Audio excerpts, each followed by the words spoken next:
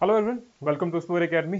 तो आज वीडियो में डिस्कस करते हैं अलाइड मेंस की जो आपका शेड्यूल अभी जारी हो ही चुका है। वैसे 9th ऑफ मार्च तक आपका मेंस होने की संभावना है, जो कि ख़त्म भी हो सकते हैं तब तक। खैर, हमें ये जानना है कि तब तक हमें तैयारी कैसे करनी है। तो आज के शेड्यूल में बात ये करेंगे कि 1 मार्च तक, ठीक है, 1 मार्च 2025 तक आपको अपनी प्रिपरेशन कैसे कंप्लीट करनी है, क्या हमें करना है। क्लास के स्टूडेंट हो चाहे क्लास के बाहर के स्टूडेंट हो, तो वो अपनी प्लानिंग इस तरीके से एग्जीक्यूट कर सकते हैं अगर उन्हें अच्छा लगे तो। ठीक है। तो अभी बात भी चल रही थी क्लासेस में कि स्ट्रेटजी या प्लानिंग किस तरीके से हमें एग्जीक्यूट करना है। प्रॉब्लम आती है जब आपका शेड्यूल बार बार चेंज होता रहता है। तो बस आज की वीडियो में वही डिस्कस करेंगे। तो आगे जाने से पहले अगर आप चैनल पर नए हैं तो चैनल को सब्सक्राइब कीजिए और वीडियो को लाइक करना ना भूलें। चलिए शुरुआत करते हैं। तो हमने क्या किया है कि इसमें नेक्स्ट जो शेड्यूल हमने तैयार किया है उसमें 6 हमने सेक्शनल टेस्ट तैयार किए हैं प्लस 3 फुल लेंथ टेस्ट। उनका सिलेबस हमने डिस्कस किया है, किस तरीके से आपको पूरा के पूरा सिलेबस इन 6 सेक्शनल टेस्ट में कंप्लीट करना है और बाद में जाकर के जो आपके 3 ये फुल लेंथ टेस्ट होंगे। इससे पहले की अगर बात की जाए, जो भी अभी तक नए हैं या फिर जो एनरोल्ड भी हो चुके हैं, ठीक है, तो उनको क्या करना है इससे पहले तो वो थोड़ा सा डिस्कस कर लेते हैं कि अभी तक क्या हुआ है, आपको कैसे वो कंप्लीट करने हैं। ये अब से शेड्यूल है। जो नया शेड्यूल है उसमें आपको क्या करना है। एक जो पुराना शेड्यूल है, पहले उसके बारे में थोड़ा सा मैं बता देता हूँ, हो सकता है उसमें भी कुछ को कंफ्यूजन हो। ठीक है। तो अभी तक आपके 7 फुल लेंथ टेस्ट हो चुके हैं। ठीक है, 7 आपके फुल लेंथ टेस्ट हो चुके हैं। इसके अलावा सेक्शनल टेस्ट आपके हो चुके हैं। क्लियर। इससे पहले भी आपके सेक्शनल टेस्ट हो चुके हैं क्योंकि वो प्लानिंग तब तक के लिए थी कि आपका एग्जाम अगर पहले हो रहा है तो सेक्शनल टेस्ट हो चुके हैं, फुल लेंथ टेस्ट हो चुके हैं, फिर आपके 28 क्लास टेस्ट भी हो चुके हैं जिसकी फाइल हमने कंपाइल करके आपको दे दी थी, चाहे वो हिंदी मीडियम में हो और चाहे वो इंग्लिश मीडियम में हो। क्लियर। तो करना क्या है आपको कि इसमें कंफ्यूज नहीं होना है कि ये फुल लेंथ टेस्ट कौन से हैं, सेक्शनल टेस्ट कौन से हैं और ये वाले क्लास टेस्ट। इसके लिए हम अलग से फोल्डर बनाएंगे जो अब से आपके सेक्शनल टेस्ट फिर से शुरू होंगे और फुल लेंथ टेस्ट जो बात की कहानी है। क्लियर। क्योंकि अब आपकी जो प्लानिंग है, जो स्ट्रेटजी है, वो थोड़ी सी चेंज होगी। तो बस ये हो गया। फिर इसके बाद आपकी जो वीडियोस है जो आप देखना चाह रहे हैं, ठीक है, नहीं देखना चाह रहे हैं आपकी इच्छा है, लेकिन टेस्ट जरूर अटेम्प्ट करना है। वीडियोस हो गए, उसके अलावा आपके जो पीडीएफ नोट्स हैं उनको भी एक बार क्रॉस चेक कर लीजिएगा, उसमें कौन कौन से पीडीएफ्स हैं और एक ऑर्गेनाइज्ड वे में है। वहां पर अगर आपको कुछ पता नहीं लगता है तो टाइम से आपने बता देना है, क्योंकि 1-2 दिन पहले आपका एचएस का भी रिजल्ट आया है, तो आप लोगों को उस चीज़ से आइडिया लग ही गया होगा कि आपको कितना कुछ करना है।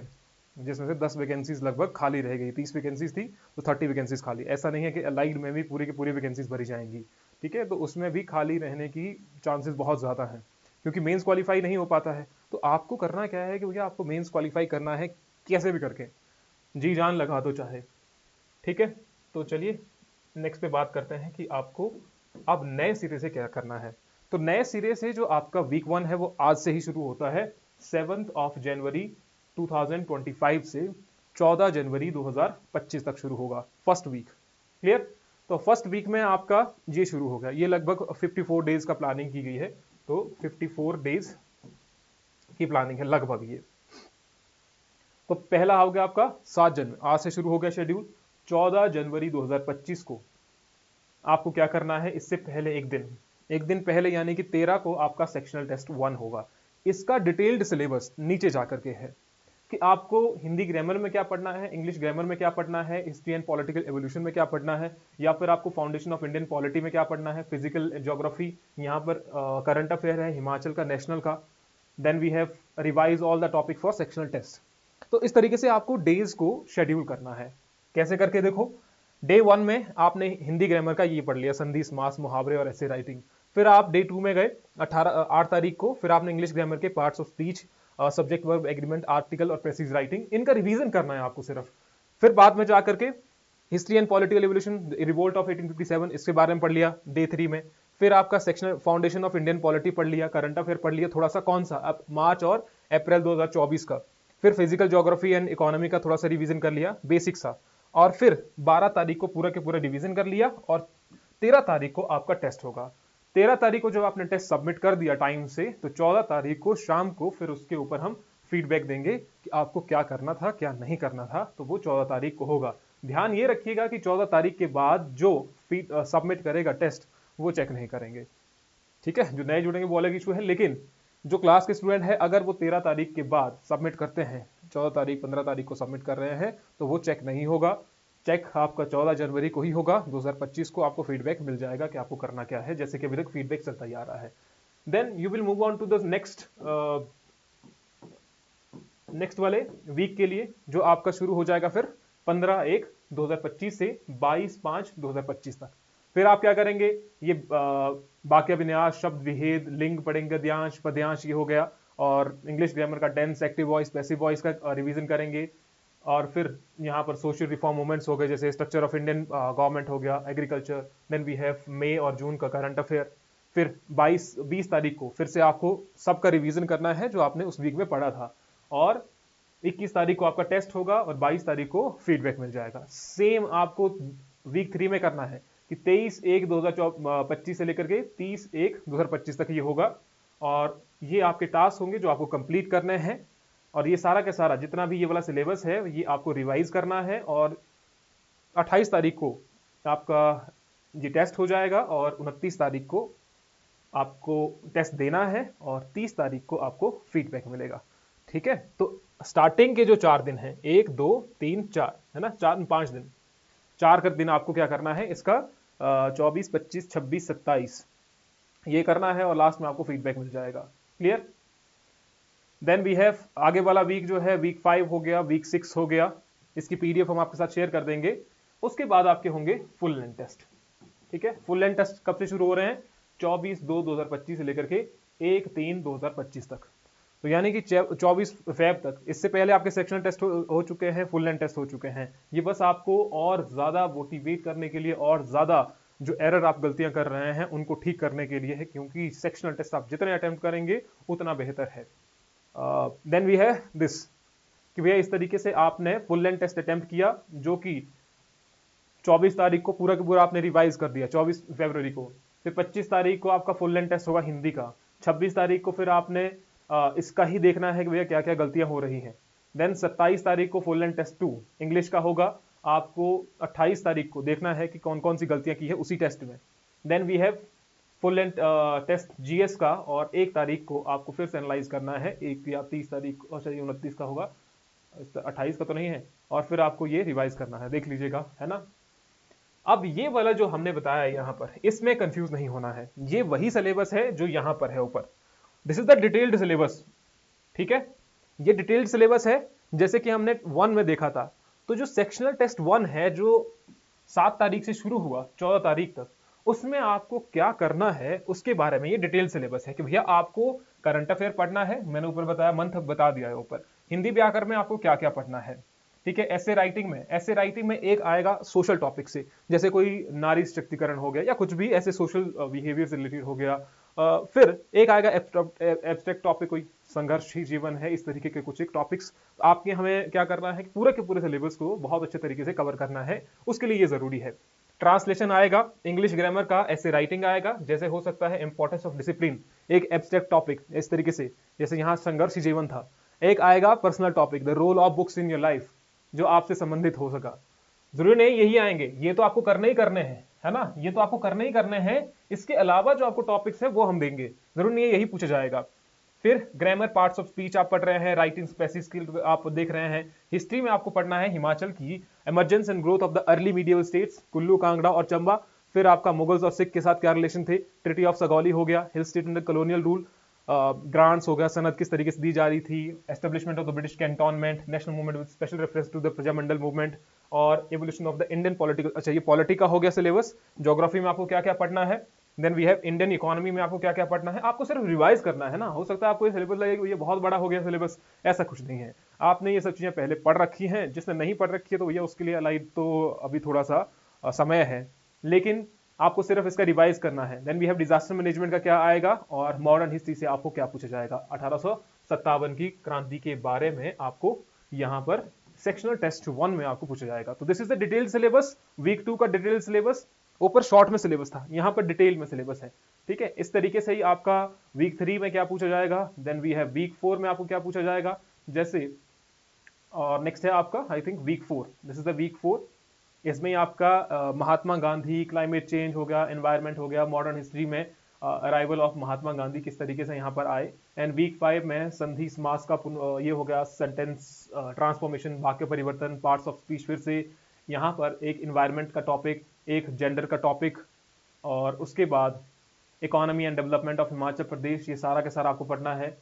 इसी में ही आपका, जहां पर हमने करंट अफेयर कहा है, इसी में ही आपका इकोनॉमिक सर्वे हो गया, वो सब चीजें हम कवर करवा देंगे। Then we have this teaching of Mahatma Gandhi, for example core principle, truth, non violence, satyagraha हो गया, ट्रस्टिव theory, khadi, village industries, egalitarian society, Gandhian movement हो गया, तो ये सारे के सारे, untouchability, communal harmony, women's empowerment, ये सारी की सारी चीजें हो गई। एंड मॉडर्न हिस्ट्री का डिफरेंट डिफरेंट एक्ट्स, चाहे वो इंडियन काउंसिल एक्ट हो, ये सारे के सारे जो आए थे, कैबिनेट प्लान, माउंटबेटन प्लान, ये सारे के सारे 1947 तक।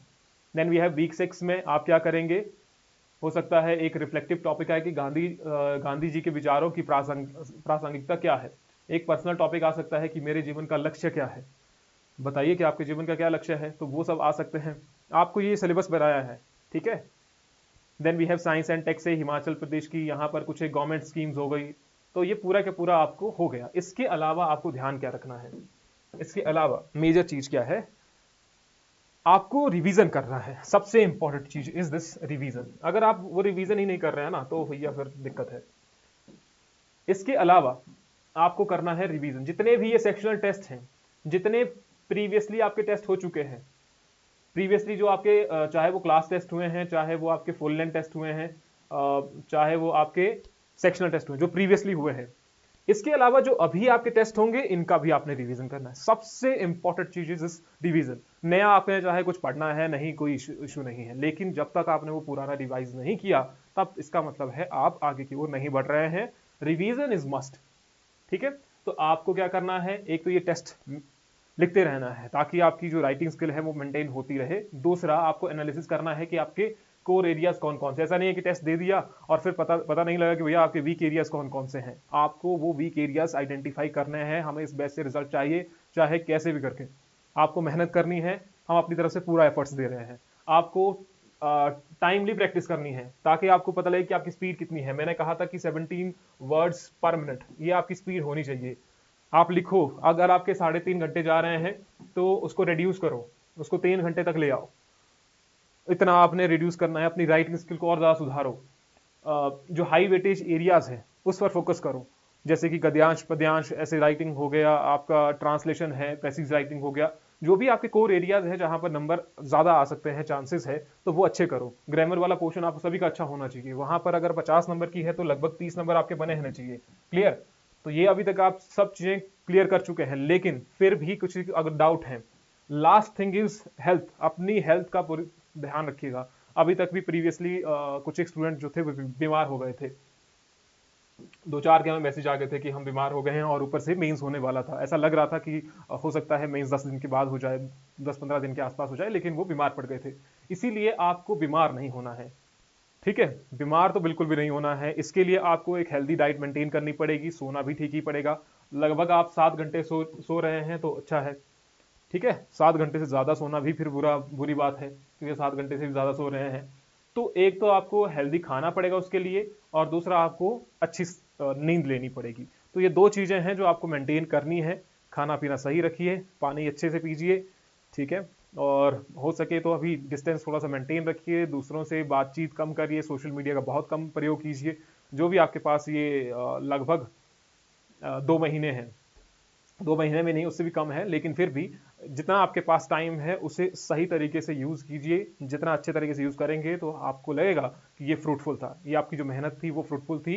इसके बाहर आपको कहीं पर जाने की जरूरत नहीं है। अगर आपने ये सेक्शनल टेस्ट सारे के सारे अटेम्प्ट कर दिए, रिवीजन इनका प्रॉपरली कर लिया, इसके बाहर नहीं जाना है, ठीक है। आपने भी यही सब चीजें तैयार की हैं, लेकिन वो स्ट्रक्चर्ड वे में नहीं है। तो ये सिलेबस एक स्ट्रक्चर्ड वे में है। आपको अपने सही तरीके से इसका रिवीजन करना है, सही तरीके से नोट्स बनाने जो बने हुए हैं आपके, उनके रिवीजन करना है बस, ठीक है। आपके पास एक आखिरी चांस है, इसमें पूरी मेहनत कीजिए। अगली बार आपकी नौकरी पक्की है अगर आप मेहनत करते हैं तो, नहीं तो फिर से आपको ये शुरू करना पड़ेगा। ये सोचिए कि आपका प्रीलिम क्लियर है, ठीक है। ये आपका जो प्रीलिम्स क्लियर है, तो आप मेंस में पहुंच चुके हैं। आप उन 1000 स्टूडेंट्स में हैं जिनकी तैयारी बहुत अच्छी हो चुकी है। आपको कॉन्फिडेंस भी होना चाहिए कि भैया हमारा प्रीलिम क्लियर हो गया है। नहीं तो क्या होगा, अगर आपके पास कॉन्फिडेंस नहीं है तो आपके आंसर में वो झलक जाएगा कि आप में कॉन्फिडेंस ही नहीं है, जो कोई डिफिकल्ट क्वेश्चन आ गया आपने कुछ भी लिख दिया उसमें, तो कुछ भी नहीं लिख के आना है। ठीक है, वो पहले चलता था होगा, लेकिन अब नहीं चलता है। अगर एचपीपीएससी स्टूडेंट्स को बाहर कर रहा है मेंस ना लिखने पर या सही आंसर ना लिखने पर, तो ऑब्वियस सी बात है कि भैया कुछ ना कुछ तो यहाँ पर गलतियां हो ही रही होंगी। ठीक है, तो जहां पर 10 स्टूडेंट एचएस में 10 वैकेंसीज खाली रहना बहुत बड़ी बात है। छोटे एग्जाम है कोई, उसमें वैकेंसीज खाली रहने कोई इशू नहीं है, लेकिन यहाँ पर वैकेंसी पहले से ही कम है, तो उसमें भी वैकेंसीज जो है वो ऐसी ही रह रही हैं, वो फिल नहीं हो रही हैं। तो इसका मतलब कहीं ना कहीं गलती हो रही है, और मेजर गलती जो हो रही है वो आंसर राइटिंग में हो रही है। आंसर राइटिंग नहीं है, दूसरा उसके साथ उसका फीडबैक सही तरीके से नहीं है। तो ये दोनों चीजें आपको करनी है। रिवीजन अच्छे से कीजिए, देख के नहीं करना है। स्टार्टिंग में अगर देख के कर रहे हैं तो कोई इशू नहीं है, लेकिन बाद में आपको देख के नहीं करना है।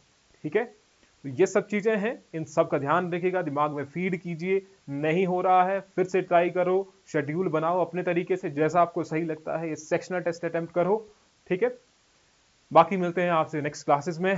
Till then thank you. कुछ भी डाउट्स होंगे तो आप मुझे बता दीजिएगा, ये आपके ग्रुप में शेयर कर देंगे, और टेलीग्राम में भी। मिलते हैं आपसे नेक्स्ट क्लास में। Till then thank you.